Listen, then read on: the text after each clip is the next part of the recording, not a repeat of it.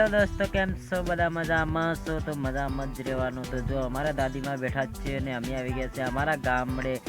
જો તમને અમારા ગામડાનું લોકેશન કેવું લાગે છે એ તમને હું દેખાડવાનું છું. તો જો ફરતા ડુંગરા જોવા મળતા હશે તમને, એક નંબરમાં ડુંગરા ને કંઈક તમને આખા મારા ઘરનું આખું વ્યૂ આખું મારા ઘરનું તમને દેખાડવાનું છે. તો દોસ્તો લાસ્ટ તક બને રહો ને મજા આવવાના છે કે અમારા ગામડામાં કેવું લોકેશન. તો દોસ્તો આ રસોડું છે અમારે બાજુમાં, અને આ કંઈક રોટલા બનાવવાનું છે જો, અને આ બાજુમાં ઘર છે, અને આ ચૂલો છે, અને આ બહારનું વ્યૂ છે મસ્ત. જો કપડાં કંઈક મારા સુકાય છે, અને ત્યાં હામો હેડપંપ છે.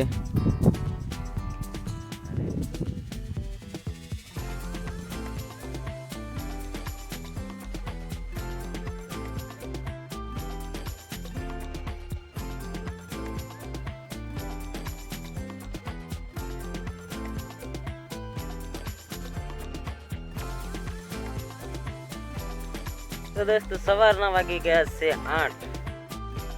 આપણે કંઈક 2-3 થી 4 દિવસથી બ્લોગ નથી બનાવ્યો, તો હવે જબરજસ્ત આપણા ગામડાનો બ્લોગ મળશે તમને જોવા.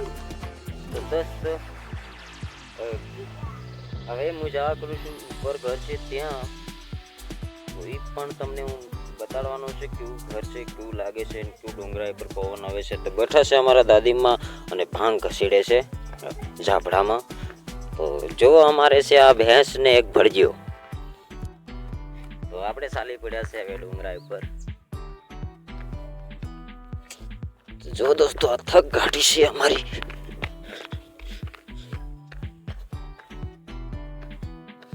અને કઈક આવું ઘર છે અમારું, ને ઉપર બોર પડે છે પાકા, અને બેડું છે. ઉપર ડુંગરા ઉપર જઈને તમને મસ્ત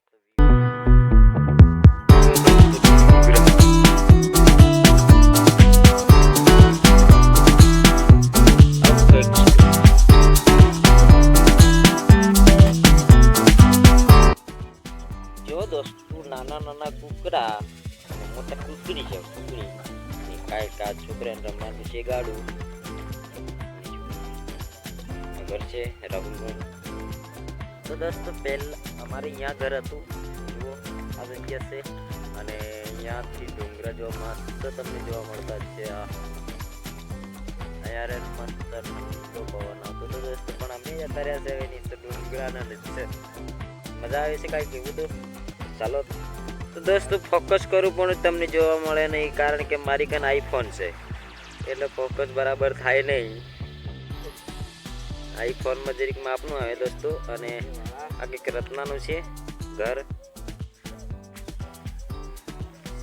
જુઓ અહીંયા બેઠા છે. અને બાપ દાદાના અહીંયા શીરા છે, શીરા કારણ છે પણ ખત્રીય જે આવતા નથી, રમતા નથી, तो कहीं नहीं तो आज से तो दोस्त हम मास्टर जैसे लग रहे हैं ना, ये बिल्कुल एक नंबर में लग रहा है. देखो मैं पढ़ा लिखा नहीं हूँ, लेकिन ऐसा तो एटीट्यूड में रहता हूँ. ठीक है दोस्तों, આપણો બ્લોગ કેવો લાગ્યો લાસ્ટ તક જોજો, અને ફરી નવા અંદાજમાં મળીશું. તો bye bye, Tata, good bye.